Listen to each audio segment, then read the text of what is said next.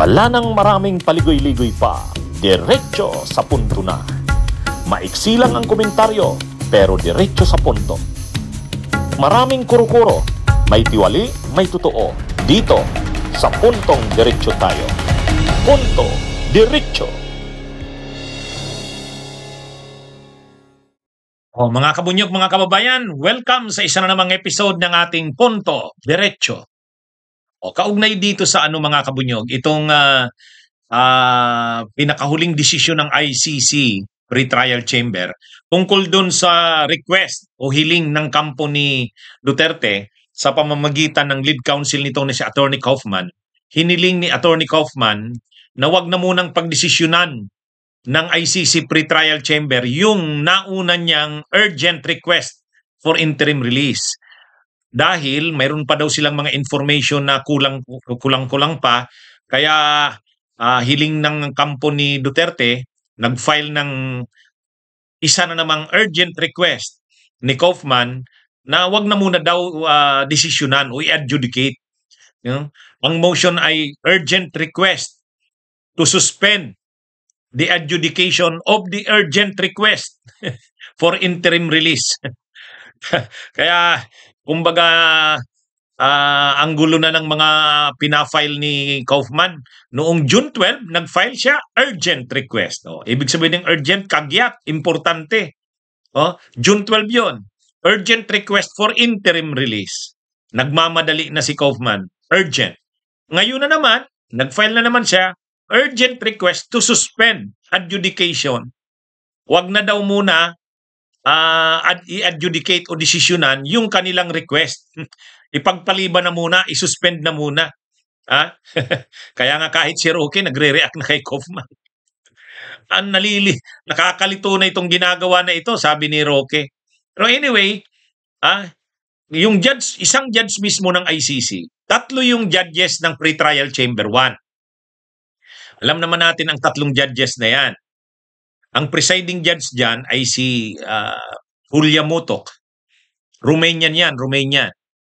Ang 2 pang miyembro na judges ay sina Judge Ganzo, Alipini Ganzo, taga Benin sa Africa. Ang isa pa ay si Judge Liera. Hindi ko natandaan yung pangalan ni Liera. Pero Mexican. Mexican yan. Ngayon, sa 3 judges na yan, nung doon sa request ni Kaufman o hiling ni Kaufman na isuspend muna, huwag munang pagdesisyonan yung request for interim release, 2 doon, pinagbigyan si Kaufman. Ang rason nila, siguro, kumbaga, pag gusto pa nilang hayaan na muna yung defense. O sige, pagbigyan pa natin. Kulang pa daw ng mga dokumento. Kaya, pinagpapaliban pa muna ang pagdesisyon. Yung 2, medyo, pinagbigyan pa si Kaufman.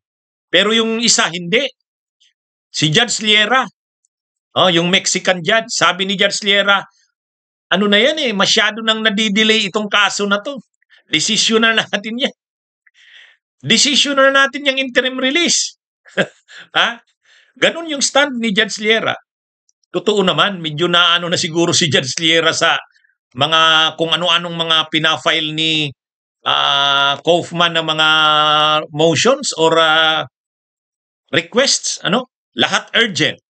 Tapos sa bandang huli, babawiin yung urgent request.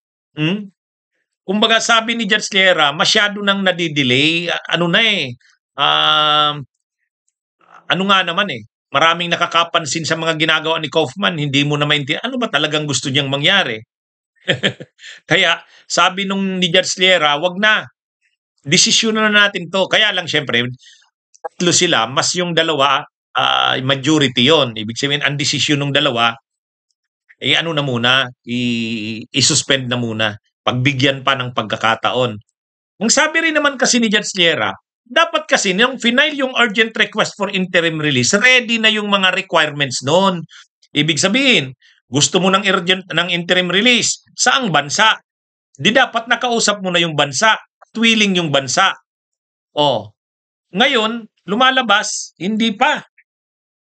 Kulang-kulang pa ang kanilang mga information ayon mismo kay Kaufman. So ibig sabihin, humihingi pa sila ng pagkakataon na makumpleto yung mga information na kailangan nila. Hindi pa pala kumpleto yung information mo, dapat hindi ka nag-file nung urgent request for interim release. Urgent yung request mo, nagmamadali ka, hindi ka pa pala ready. Kaya ngayon, ano daw muna, bigyan pa raw ng pagkakataon na makumpleto yung information na kailangan nila sa kanilang request for interim release. Kaya pinapasuspend muna nila. Doon nga napipiko na si Judge Liera, sabi niya, hindi, ano na to, desisyon na to. Sa ganong line ng dissent o pagkontra ni Judge Liera, malinaw. Ang stand nun, i-deny na. I-deny na yung interim release. Wala. Kulang-kulang pala yung mga requirements niyan. Hindi naman pala nakukumply pa. Hindi pa pala handa. Bakit nag-file? I-dismiss na natin yung request na yan. Ibig sabihin, i-deny na. Medyo mabait pa yung dalawang judges eh. Mabait pa yung dalawang judges. Pinagbigyan pa. Kaya ang nangyari, majority sa judges na 3, sinang-ayunan yung yung request na i-suspend yung pag-adjudicate o pag-decide sa request for interim release. Pero makikita natin dito kung pagdidesisyonan na yung interim release, malamang itong si Judge Liera, boboto yan, denied. Doon sa dalawa na yon, malamang nga yung dalawa na yun gusto rin nun i-deny na yung interim release eh.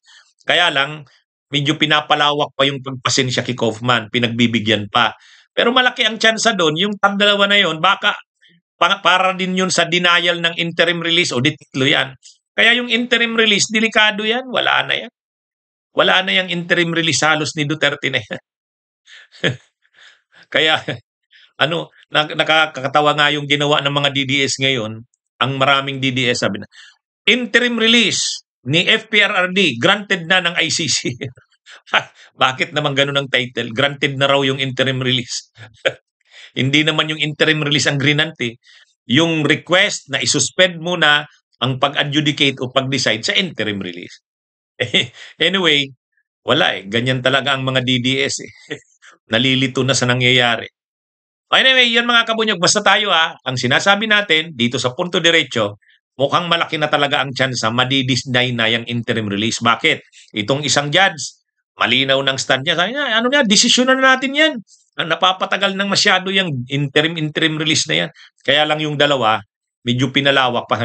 Pagbigyan pa natin, sige, unawain pa natin. Pero kahit yung dalawa na yun, malamang, para din yun sa denial ng interim release. Kaya wala, mahirap na yung interim release si Duterte.